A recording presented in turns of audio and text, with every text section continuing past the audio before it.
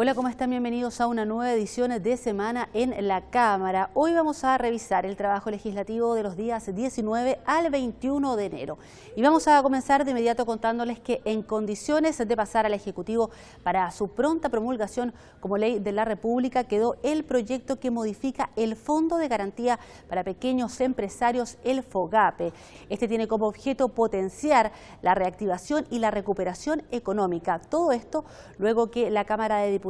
aprobara las modificaciones planteadas por el Senado al texto previamente despachado por la Corporación. Entre las enmiendas aprobadas se cuenta una que altera la tasa de interés para financiamientos que garantice el fondo cuando sean otorgados por instituciones que tengan acceso a financiamiento del Banco Central de Chile. La Cámara planteó como límite la fijada por la política monetaria más un 4%, mientras que el Senado propuso que no fuera mayor a la tasa de política monetaria más el equivalente anual de una tasa de 0,6% mensual.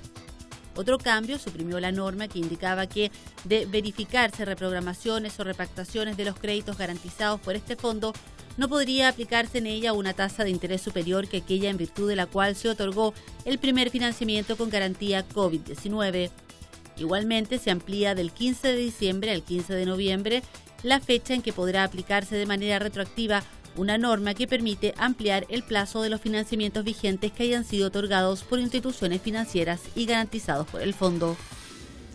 Y la Sala de la Cámara de Diputadas y Diputados aprobó y despachó al Senado a segundo trámite constitucional el proyecto de ley iniciado en mensaje que moderniza los procedimientos concursables contemplados en la ley número 20.720 y crea nuevos procedimientos para micro y pequeñas empresas. El propósito de la iniciativa es fortalecer la estabilidad financiera de las micro y pequeñas empresas, MIPES, a través de la modernización de la normativa y los procedimientos concursales aplicables a ellas, consagrando mecanismos alternativos a la liquidación más ágiles y sencillos. Para el procedimiento concursal de liquidación voluntaria simplificada se establece que el deudor deberá acompañar, entre otros, un listado de todos los bienes de su dominio con su avalúo comercial y documentación que acredite el dominio de esos bienes, entre otros. El deudor deberá consignar ante el tribunal un monto de 10 UF para solventar los gastos iniciales del procedimiento. Las personas que, de acuerdo con el artículo 600 del Código Orgánico de Tribunales, gocen del privilegio de pobreza, se eximirán del pago, circunstancia que se acreditará con un certificado otorgado por el representante de la Corporación de Asistencia Judicial o de la entidad respectiva. Durante la protección financiera concursal y para financiar sus operaciones, la empresa deudora podrá vender o enajenar activos cuyo valor no exceda el 20% de su activo fijo contable y contratar préstamos siempre que no superen el 20% del pasivo señalado en su declaración jurada.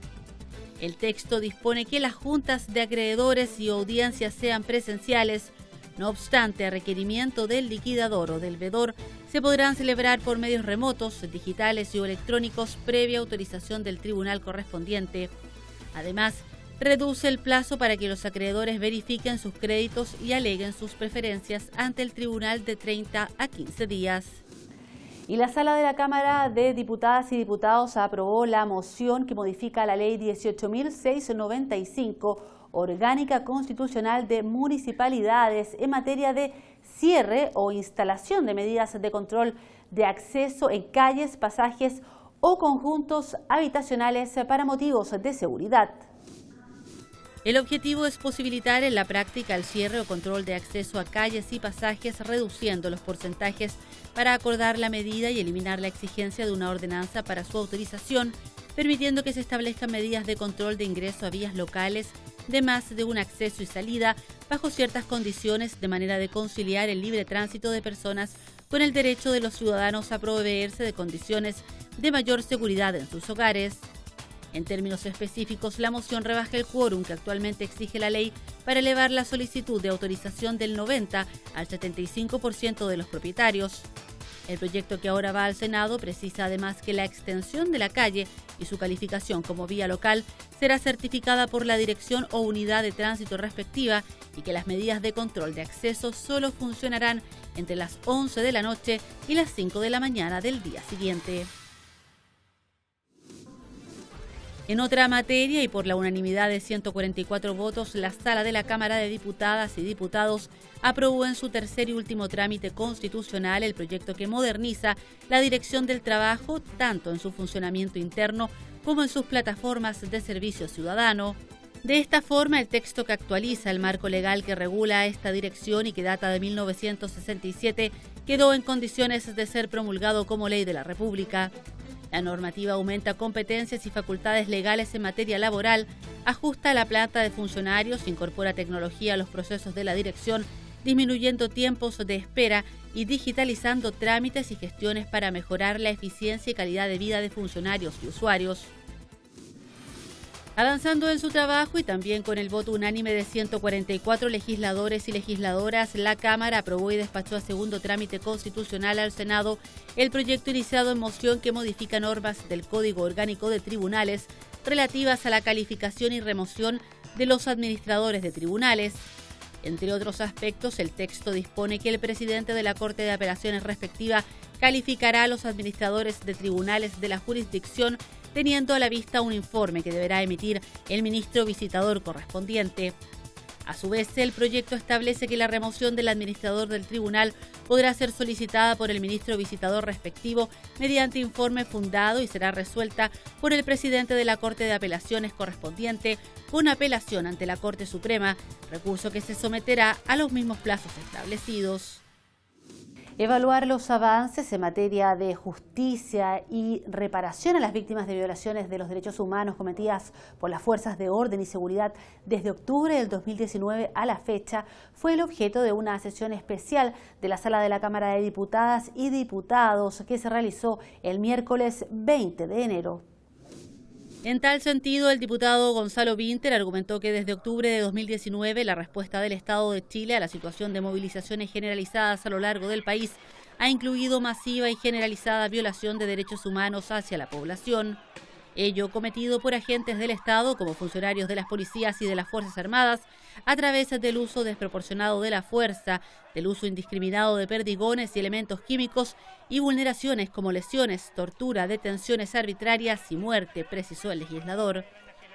El ministro Delgado indicó que el gobierno trabaja en una reforma a las policías para asegurar a las personas el respeto a los derechos humanos, mejorando los protocolos en el control de las manifestaciones, asegurando la evidencia y fomentando la presencia de fiscales en terreno, mejorando los canales de denuncia, separando a los funcionarios investigados y fomentando uso de municiones menos letales, dejando las escopetas antidisturbios solo para situaciones de extrema violencia. Posteriormente, el ministro de Justicia, Hernán Larraín, señaló en relación a la investigación de los hechos denunciados que corresponde exclusivamente al Ministerio Público, que es un órgano autónomo. Agregó que es un deber establecer la verdad de los abusos y atropellos, estableciendo la verdad y hacer justicia. Al término de la sesión se aprobó una resolución que solicita al presidente de la República el patrocinio del proyecto de ley que establece un procedimiento especial para hacer efectiva la responsabilidad civil del Estado respecto de víctimas de lesiones, mutilaciones o muertes en el contexto de las movilizaciones sociales y la entrega de pensiones para quienes hayan quedado incapacitados total o parcialmente para trabajar. Por la unanimidad de 134 votos a favor, la Sala de la Cámara aprobó y despachó a ley el proyecto del gobierno que permite acceder en forma especial a los ahorros previsionales cuando se padece una enfermedad terminal. La iniciativa, que fue debatida y votada por la Cámara en diciembre en su primer trámite constitucional, establecía que las y los afiliados que sean certificados como enfermo terminal por el Consejo Médico establecido para estos fines tendrán derecho a percibir una pensión calculada como una renta temporal a 12 meses, la que será pagada por la AFP a que se encuentren afiliados a la fecha del pago, con cargo al saldo de su cuenta de capitalización individual de cotizaciones obligatorias, tras reservar el capital necesario para pagar las pensiones de sobrevivencia y la cuota mortuoria cuando corresponda. Dentro de los cambios respaldados se agrega que si determinada la reserva, el saldo fuese insuficiente para financiar una renta temporal de monto igual a la pensión básica solidaria vigente para los mayores de 80 años por un periodo de 12 meses, el saldo de la cuenta individual se destinará a financiar la renta temporal del afiliado hasta el monto que sea necesario para tal efecto. En otra materia, la Cámara aprobó y despachó a segundo trámite al Senado el proyecto que prohíbe a establecimientos educacionales exigir la compra de útiles o textos de una determinada marca o editorial. En primer término, el texto dispone que los establecimientos educacionales no podrán exigir marcas de útiles escolares ni la entrega de útiles de aseo o artículos de oficina. Excepcionalmente, se agrega que los establecimientos de educación parvularia podrán recibir pañales u otros útiles de aseo de uso personal. Además, podrán efectuar recomendaciones sobre determinados productos, indicando sus fundamentos pedagógicos acreditables. El Estado propenderá el aumento gradual en la entrega gratuita de útiles escolares para las y los estudiantes del sistema educacional de acuerdo a sus niveles y necesidades. Asimismo, los establecimientos educacionales particulares no podrán exigir la compra o adquisición de textos escolares de una determinada editorial, ni podrán condicionar la matrícula de sus alumnos a dicha compra o adquisición de textos escolares.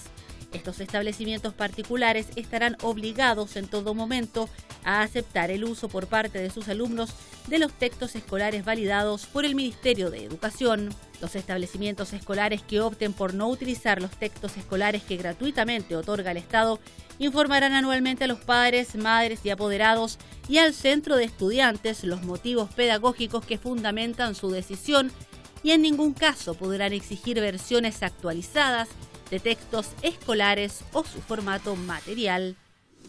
A tercer trámite constitucional al Senado, con numerosas modificaciones, se despachó el mensaje que crea el Servicio Nacional de Reinserción Social Juvenil y modifica la Ley sobre Responsabilidad Penal Adolescente. El servicio tiene por objeto administrar y ejecutar las medidas y sanciones contempladas por la ley mediante el desarrollo de programas que contribuyan al abandono de toda conducta delictiva y la integración social de los jóvenes sujetos de su atención y la implementación de una política intersectorial en la materia.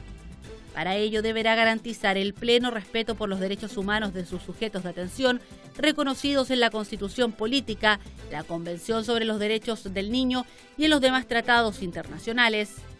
Por otra parte, la norma considera un sistema de determinación de las penas que considera un informe técnico elaborado en forma coordinada con los diversos planes de intervención disponibles. Con ello, se focaliza la individualización de las sanciones a las necesidades del adolescente.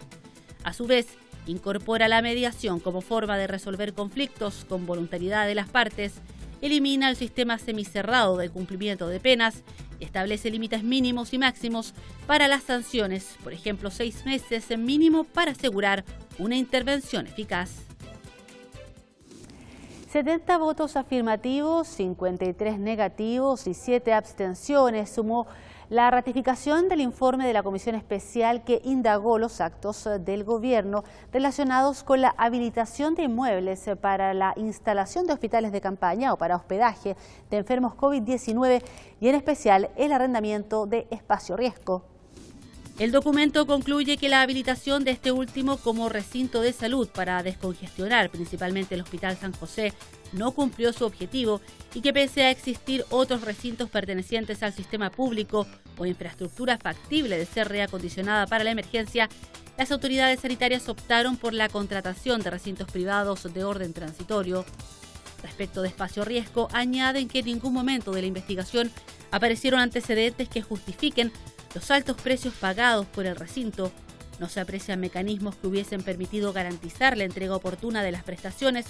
No hay multas ni amonestaciones que sirvan para que el arrendador cumpla, a lo que se suma un contrato con cláusulas de renovación automática sin motivo fundado. Y de esta manera comenzamos a despedir esta edición de semana en la Cámara, dedicada a conocer el trabajo legislativo de los días 19 al 21 de enero. El equipo de semana en la Cámara les agradece la sintonía y les extiende la invitación para que nos encontremos en los próximos días para conocer nuevamente el trabajo legislativo de nuestros diputados y diputadas.